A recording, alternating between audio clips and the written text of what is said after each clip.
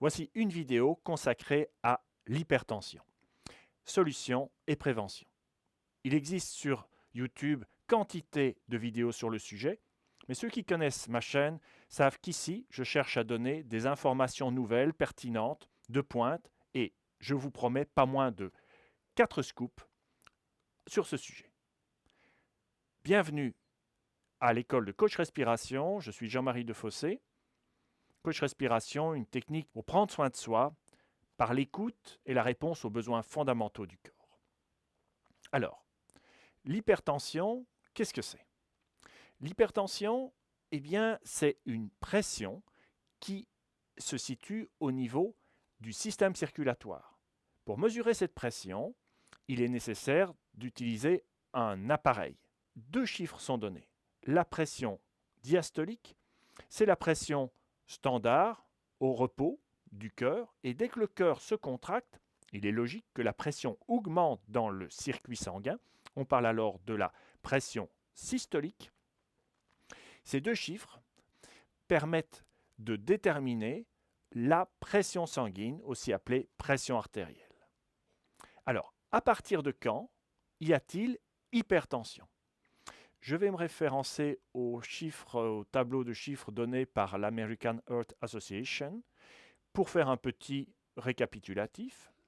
On considère que votre pression artérielle est normale lorsque vous avez une pression comprise entre moins de 12 et moins de 8 en respectivement pression systolique et diastolique.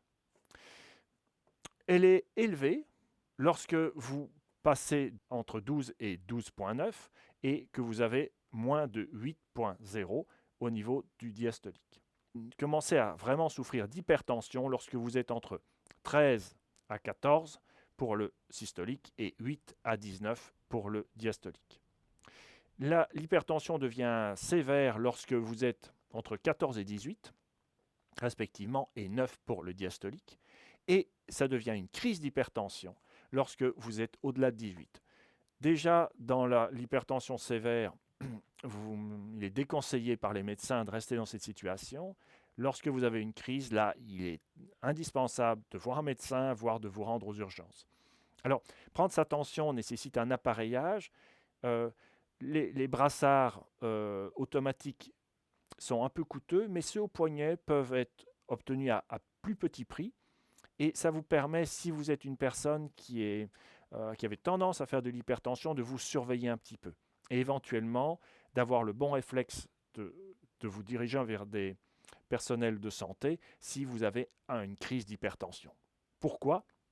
Parce que l'hypertension, lors des crises, est un grand facteur de risque d'AVC, d'hémorragie au niveau du système vasculaire. Également, il va avoir un problème au niveau des reins qui risque d'être abîmé par cette surpression sanguine. Autre problème qui peut survenir là sur le long terme, si vous avez régulièrement une tension élevée, cela favorise le durcissement des artères qui va être lui-même un facteur d'aggravation de l'hypertension. Et vous avez ce risque supérieur à la normale de souffrir d'AVC. Alors l'hypertension n'est pas quelque chose de rare.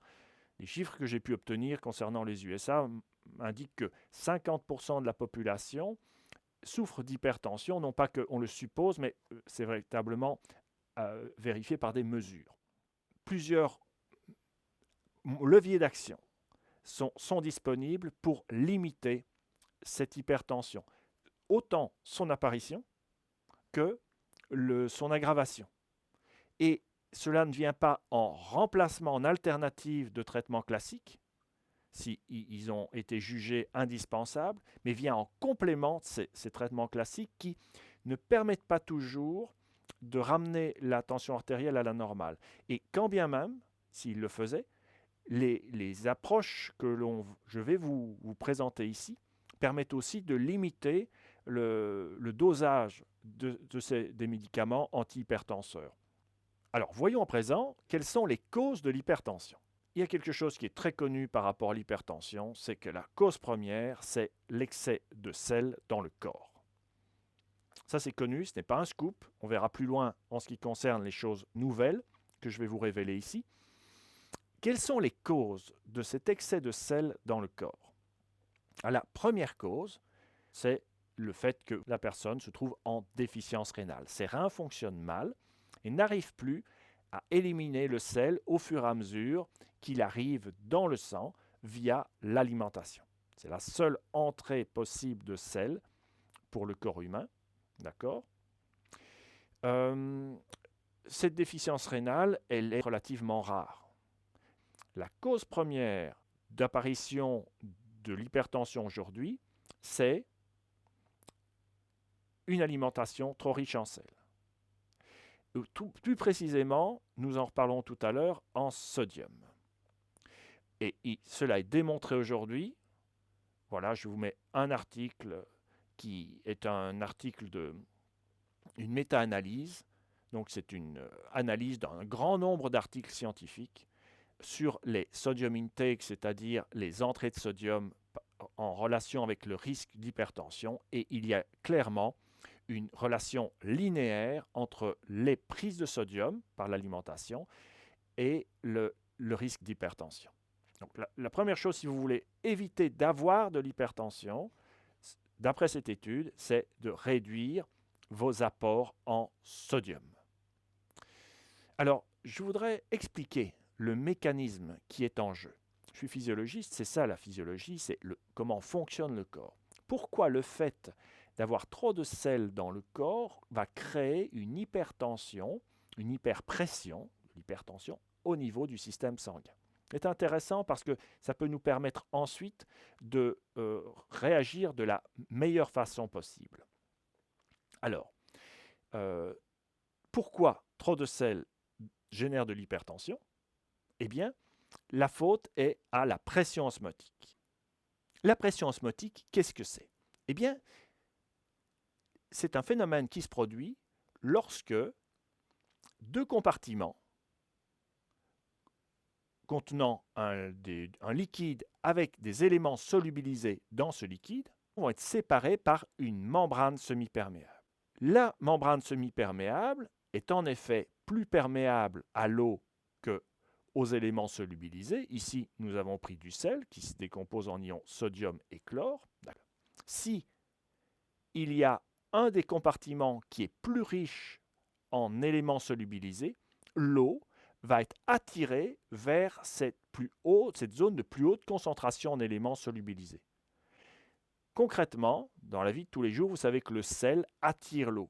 Le sel fait sortir l'eau qui peut être contenue par exemple dans des légumes ou dans de la viande. Eh bien, c'est exactement un phénomène qui découle de mécanismes d'osmose. Voici les parois d'un vaisseau sanguin. La lumière d'un vaisseau sanguin est en blanc. De gauche à droite, il y a l'eau qui entoure les vaisseaux sanguins. Ça peut être la lymphe, par exemple.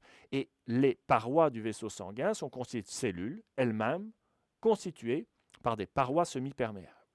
Lorsque, avec votre alimentation riche en sel, une quantité supérieure de sel vient atteindre l'intérieur des vaisseaux sanguins, donc arrive dans votre sang, et c'est par un transport actif que le corps capture ce sel et l'injecte dans le système sanguin. Ce qui se passe, c'est le même phénomène que tout à l'heure. Il y a avoir attirance de l'eau pour ce sel à l'intérieur du vaisseau sanguin. Donc le sel et l'eau restent en quelque sorte piégés à l'intérieur du vaisseau sanguin, et cette surabondance d'eau va créer une pression supplémentaire. Cette pression supplémentaire, lorsqu'elle a lieu à l'intérieur de vos vaisseaux sanguins, c'est une surpression sanguine, c'est de l'hypertension. Cet excès de sel va donc créer au niveau du système circulatoire entier une hypertension qui va concerner la pompe cardiaque, l'ensemble des vaisseaux sanguins, tous les vaisseaux qui vont dans les différents organes, et y compris, bien sûr, les reins.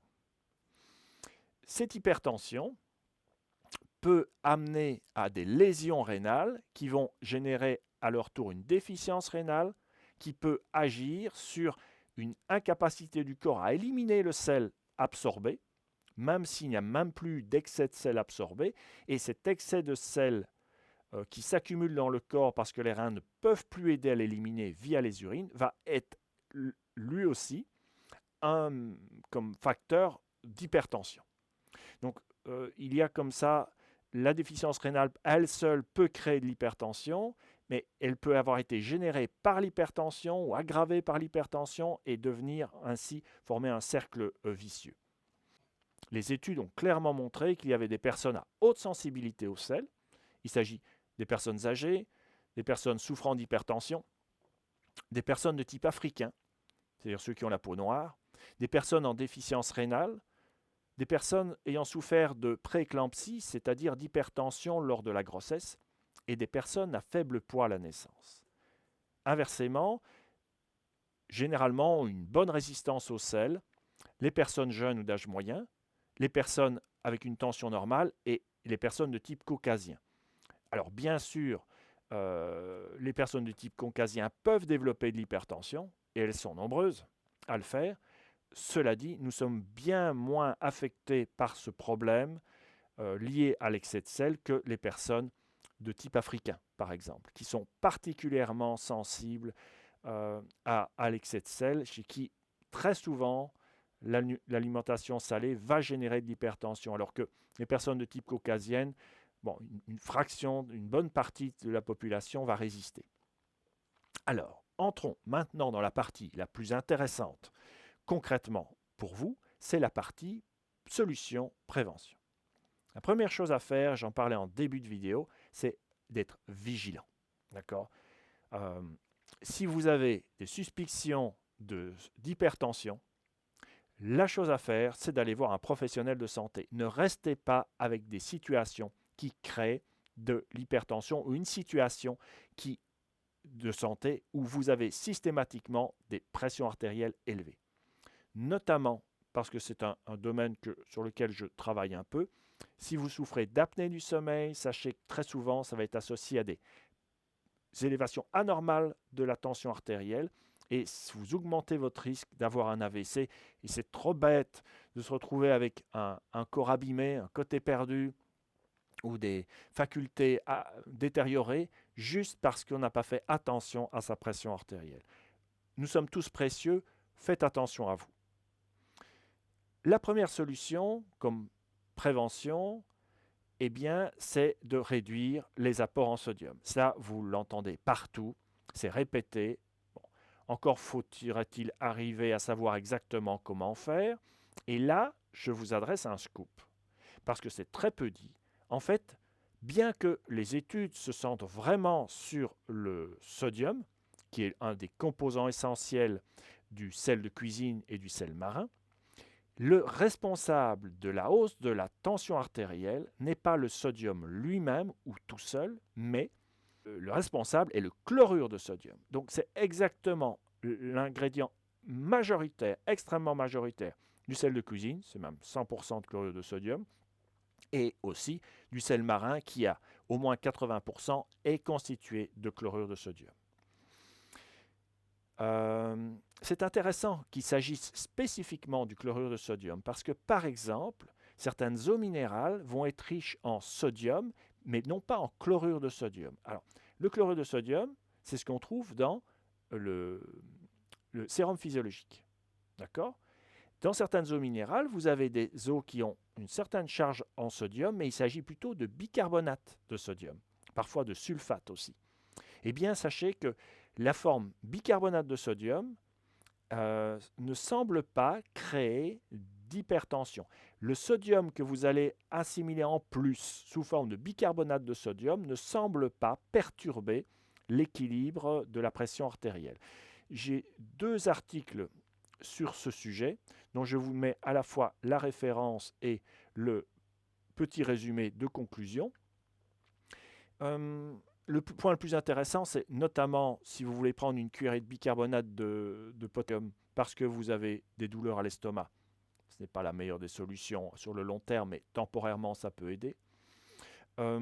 C'est intéressant pour les eaux minérales, je vous le disais, parce que visiblement, n'ayez pas peur de boire de l'eau, même si celle-ci contient une certaine quantité de sodium. Ne buvez pas de l'eau de mer, bien sûr, ne buvez pas du sérum physiologique, là il y aura de toute façon trop de sodium, Mais ne vous empêchez pas de boire par peur d'avoir du sodium à l'intérieur de votre boisson. Nous en parlerons dans un instant de cette importance de l'hydratation. Autre point important, c'est lorsque vous voulez réduire vos apports en chlorure de sodium, vous pouvez utiliser des sels dits de régime, mais on en vend même dans les grandes surfaces, qui sont alors enrichis en très souvent un sel de potassium.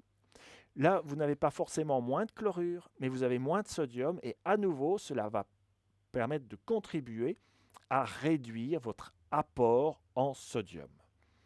L'apport en sodium, il doit être de 1,5 g par jour. Beaucoup de personnes sont au-delà de 4, certains montent à 10, et c'est dans ce cadre-là que le sodium est vraiment excédentaire. Attention à ne pas basculer dans l'effet inverse.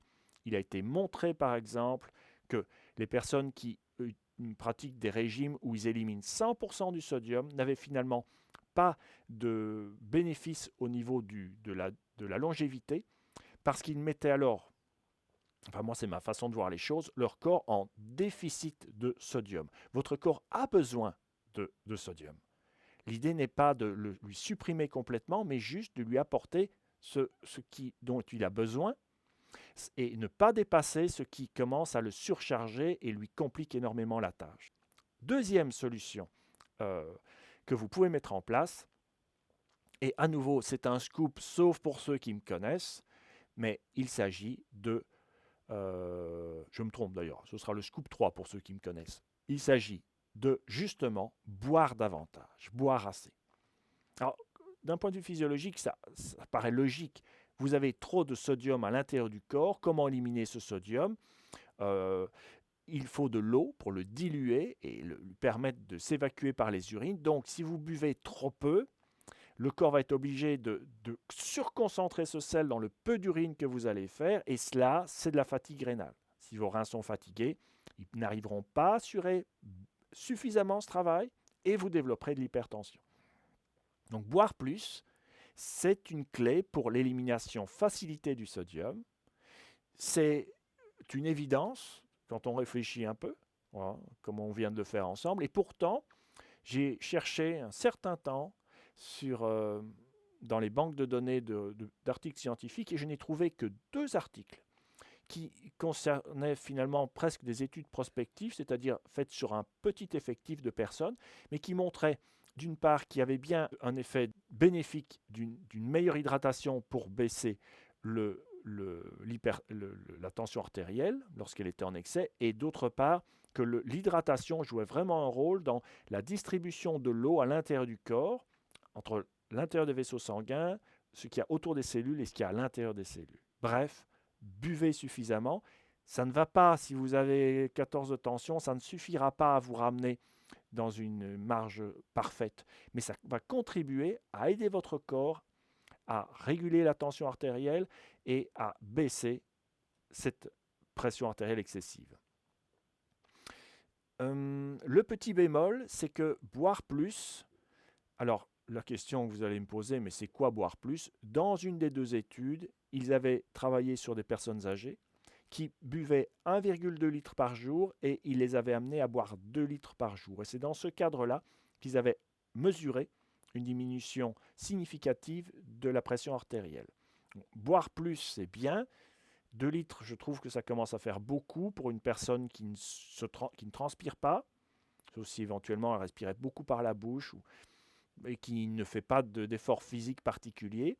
Donc ça me paraît beaucoup. Faites attention que plus vous allez boire et plus vous allez perdre d'autres minéraux que le sodium en même temps, et notamment le potassium. Et vous pourriez atteindre une déminéralisation si vous buviez de façon excessive. Donc il n'est pas question de boire 3, 4, 5 litres d'eau par jour. Alors il faudrait des apports minéraux très particuliers. Buvez juste de manière raisonnable. Ne donnez pas à votre corps l'habitude d'avoir soif ou d'être capable de dépasser la soif. Écoutez votre corps au niveau de son besoin d'hydratation. La troisième solution, et c'est là qu'il y a un scoop pour ceux qui ne me connaissent pas, il s'agit d'assurer les apports suffisants en potassium. Alors, quand je parle de ça, il y a des gens qui me crient « Ah, de potassium, c'est dangereux, ça va ralentir le cœur, puis l'arrêter ». D'accord. Euh, des médecins parfois me disent, mais ce que vous faites est très dangereux.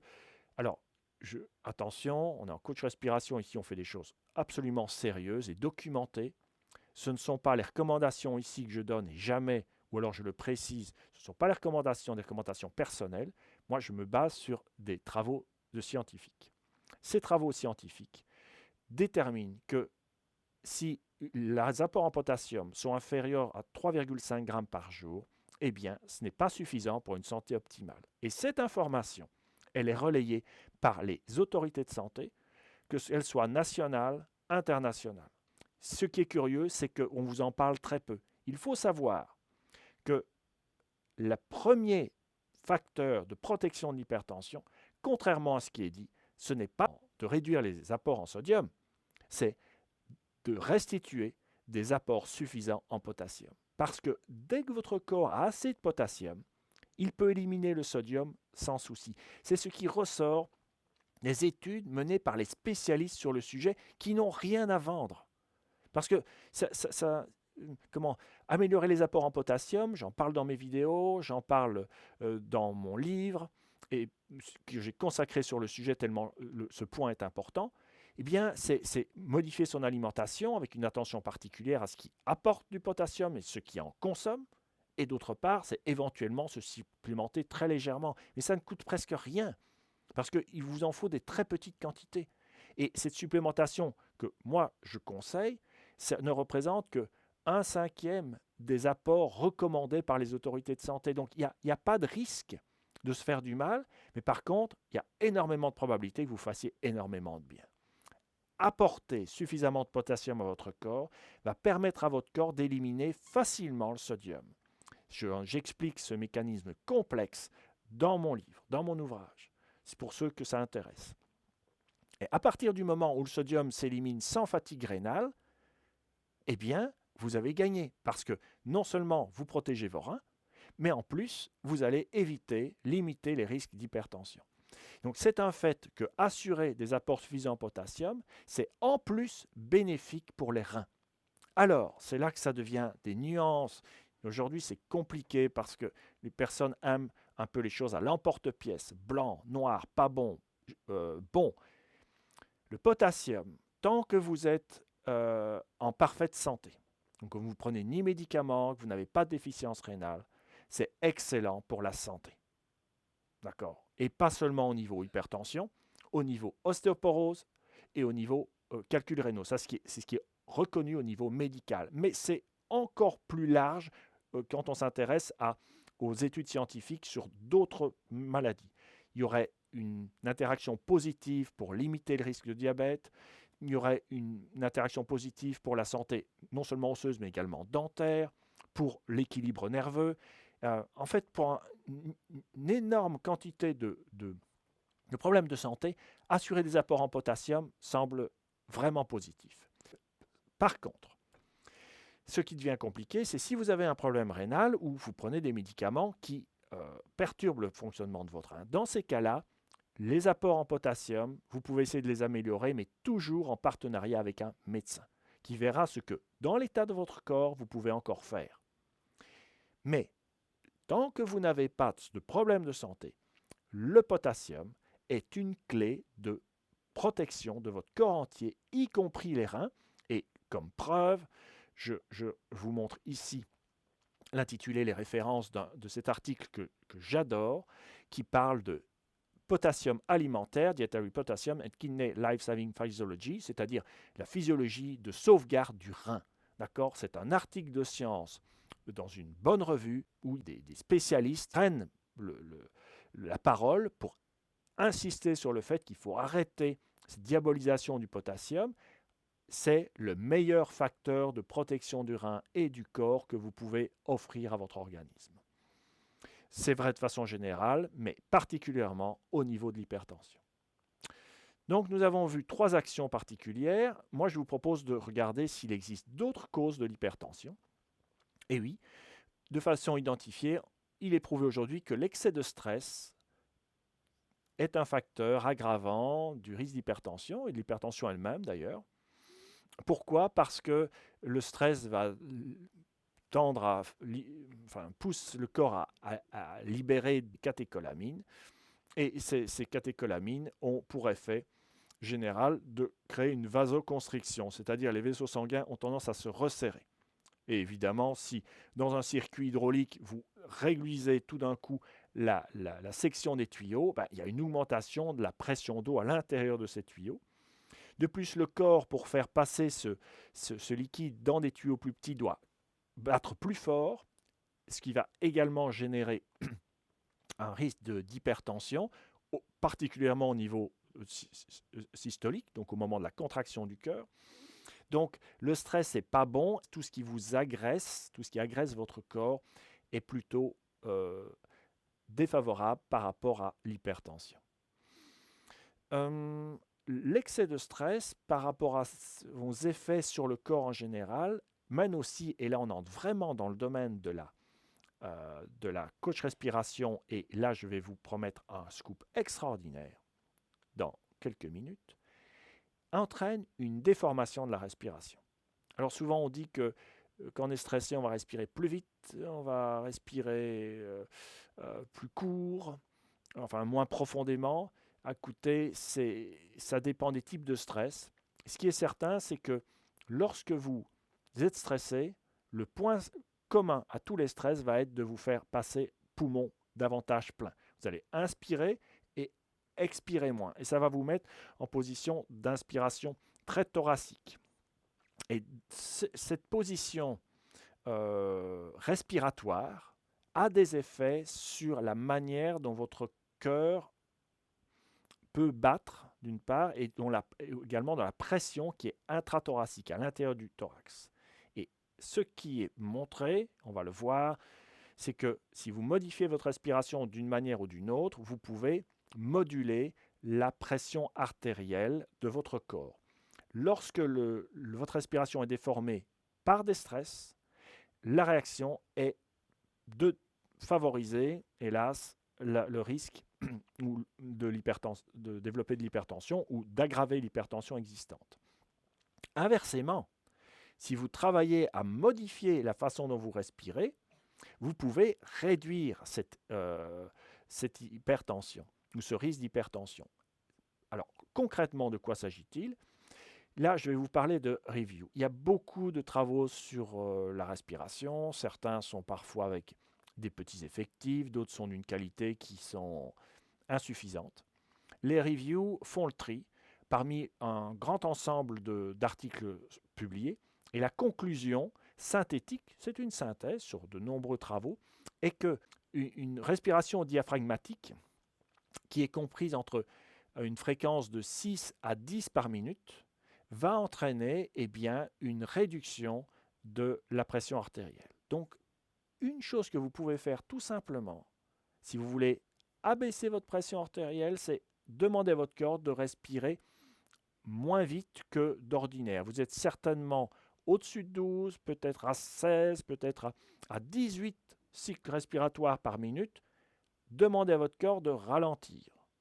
Le simple fait de ralentir votre souffle va avoir une conséquence, c'est que votre souffle va s'approfondir. Lorsque le corps expire, les pressions qui sont en jeu à l'intérieur de la cavité thoracique et les tensions nerveuses sont modifiées pour le corps et vous obtenez, pour ces raisons, une amélioration de l'hypertension. Autre travail qui va dans le même sens, respirer en ralentissant le souffle, d'accord, effet positif pour l'hypertension, et également respirer dans le milieu naturel, en forêt. À nouveau, je vous propose ici une review, synthèse d'articles nombreux, avec cette conclusion que les bains de forêt, et particulièrement marcher en forêt et des actes pratiques thérapeutiques en forêt, le fait d'y être, ce qu'on appelle la forest therapy, mais en français sylvothérapie, on y associe les gens qui embrassent les arbres, c'est bien plus que ça. L'idée, c'est d'aller dans la nature, se laisser toucher par elle, prendre du temps. Eh bien, sachez que cette pratique d'aller dans la forêt, permet de réduire la pression artérielle. Ça, c'est intéressant. Et en réalité, si on ne fait que ça, se dire, tiens, voilà, ralentir la respiration à 6 cycles par minute, c'est de la cohérence cardiaque.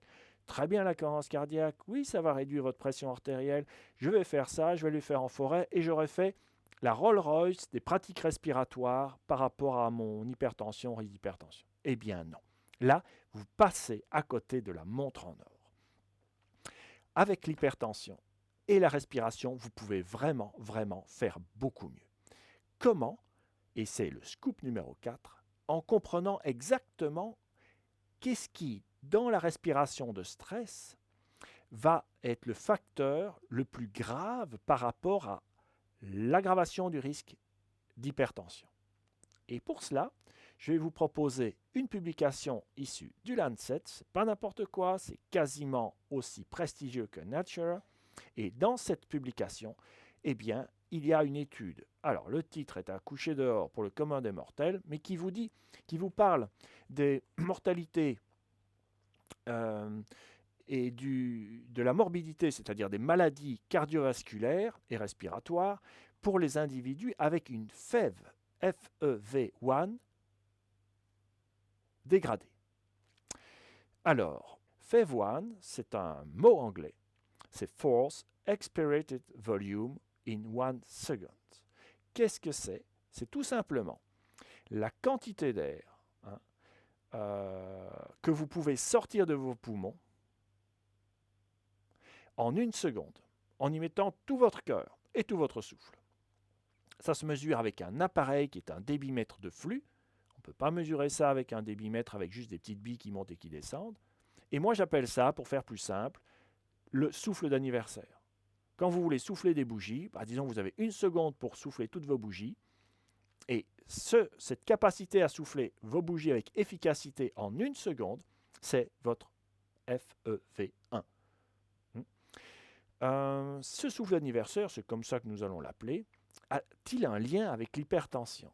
Eh bien oui, c'est là qu'intervient la publication dans le Lancet que je vous ai montré tout à l'heure, et dont la conclusion est extrêmement intéressante si vous souffrez d'hypertension ou vous voulez réduire les risques de le développer, parce qu'il est montré qu'un FEV1 est prédicteur indépendant et généralisable de la mortalité et du risque de maladies cardiovasculaires et respiratoires, même dans la plage cliniquement normale.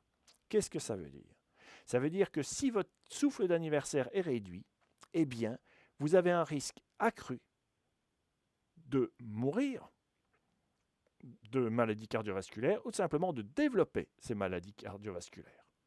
Et ce n'est pas une petite corrélation. C'est une corrélation qui est plus intense, plus forte que d'autres facteurs de comorbidité. Par exemple, il est plus grave d'avoir un souffle d'anniversaire réduit que d'être en surpoids ou d'avoir une déficience rénale. D'accord? Autrement dit, cette capacité à expirer profondément, vider vos poumons avec efficacité en 1 seconde, ce souffle d'anniversaire, eh bien, c'est un indicateur de votre taux de longévité.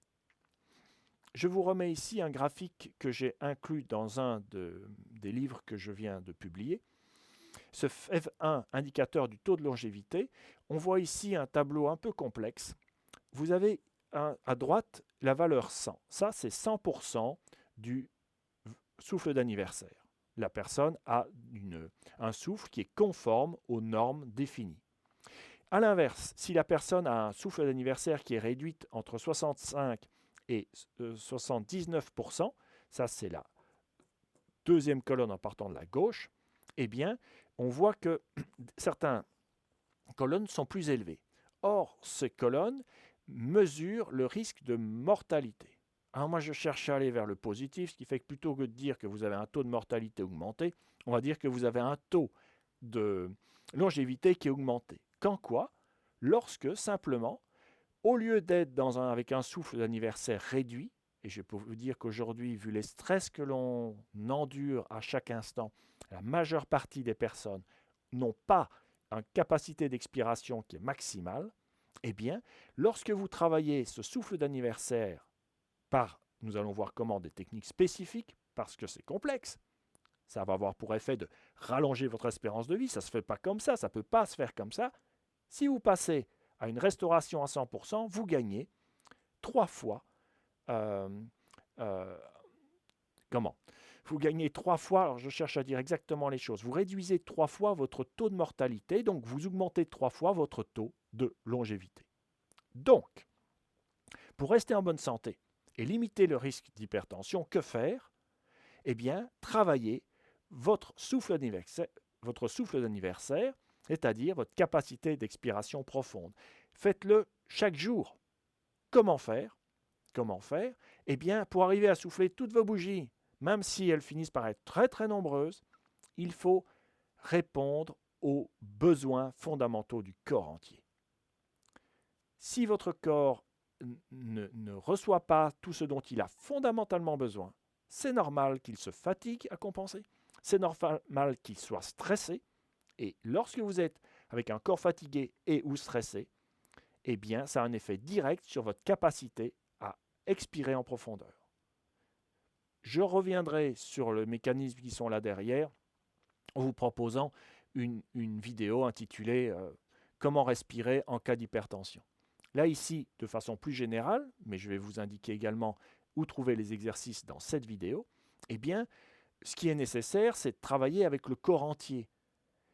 Si vous travaillez avec votre corps entier, vous restaurez une sorte de confort intérieur, travail sur le corps entier basé sur l'écoute et la réponse aux besoins fondamentaux, et ce travail sur le corps entier va vous permettre de conserver un souffle d'anniversaire idéal et donc une santé idéale, y compris au niveau de l'hypertension, risque d'hypertension.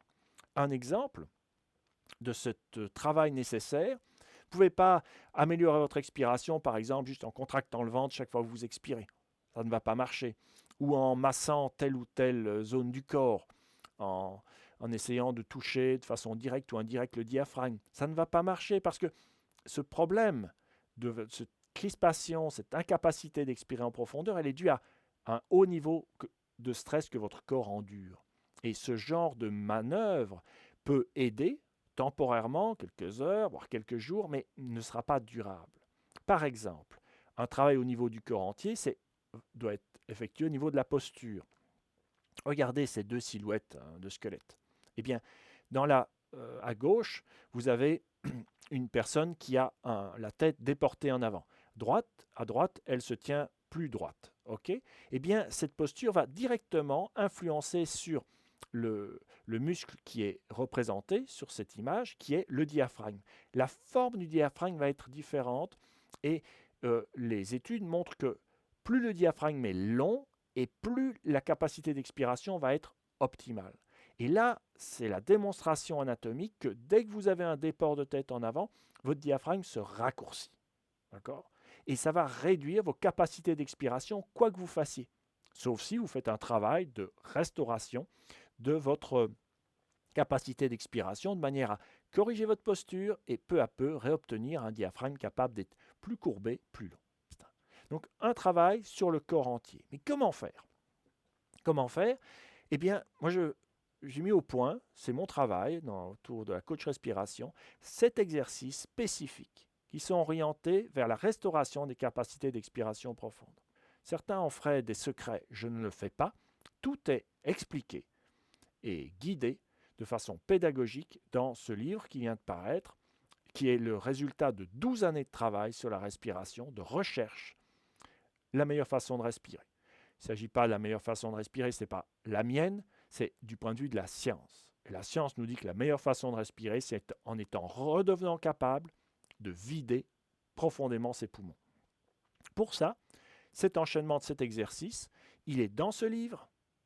Bien sûr, chacun des exercices est détaillé, il y a même des liens vidéo à l'intérieur du livre sous forme de flashcards qui vous permettent de pratiquer chaque mouvement, mais vous avez en accès libre, parce que je cherche à partager ce que j'arrive à comprendre du corps, vous avez en accès libre cette vidéo que j'ai publiée il y a quelques semaines, les 7 mouvements simplifiés de la coach respiration, elle est sur YouTube.